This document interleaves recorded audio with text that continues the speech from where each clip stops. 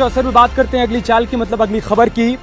लोकसभा चुनाव के बीच MIM chief Owaisi का विवादास्पद बयान सामने आ गया है। वो बयान क्या है हम आपको समझाते हैं।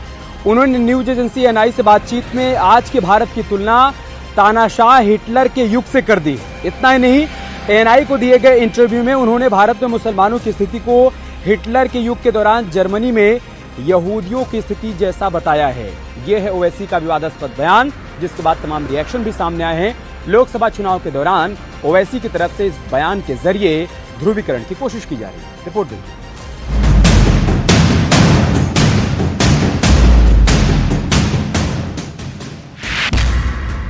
लोकसभा चुनाव की लड़ाई हिटलर पर आई।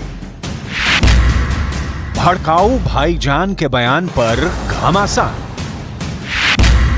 ओवैसी के विवादास्पद बयान पर बीजेपी का पलटवार।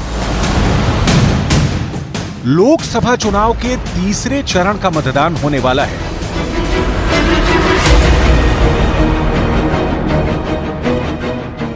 लेकिन उससे पहले असदुद्दीन ओवैसी के एक विवादास्पद बयान से सियासी माहौल गर्मा गया। न्यूज एजेंसी NI से बातचीत में ओवैसी ने आज के भारत की तुलना तानाशाह हिटलर के युग से की। यही नहीं, ओवैसी ने भारत में मुसलमानों की स्थिति को हिटलर के युग के दौरान जर्मनी में यहूदियों जैसी बता दी। भारत में आज जो पोजीशन है मुसलमानों की, वो 1930 के हिटलर के जमाने में जो यहूदियों से जो हरकतें होती थी, वही स्टेज पे है। ओवैसी के इस बयान पर कांग्रेस और बीजेपी नेताओं की भी प्रतिक्रिया आई। यूपी के डिप्टी CM केशव प्रसाद मौर्य ने पलटवार करते हुए कहा कि 4 जून के बाद सभी विपक्षी नेता जय श्री राम बोलेंगे, जबकि कांग्रेस के शशि थरूर ने मुसलमानों की उपेक्षा होने का आरोप लगा दिया। ओवैसी के बारे में मैं क्या बताऊं, he can speak for himself.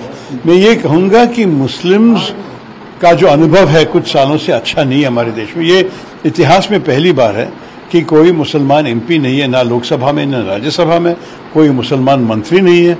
मेरे ख्याल में बहुत गलत बात है जो बीजेपी सरकार ने की है।